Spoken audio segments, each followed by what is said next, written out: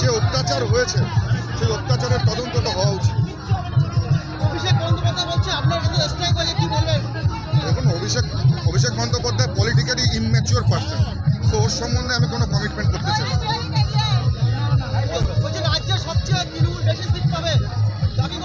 দেখা যাবে, দাবি করলেই যদি সব হয়ে যেত তাহলে তো হতো।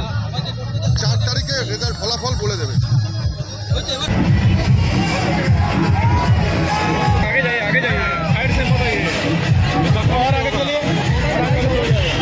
कैमरों में जूम रहता है यार, थोड़ा जूम कैमरे में जूम रहता है, थोड़ा दूर से लो ना भाई, थोड़ा दूर ले अपना।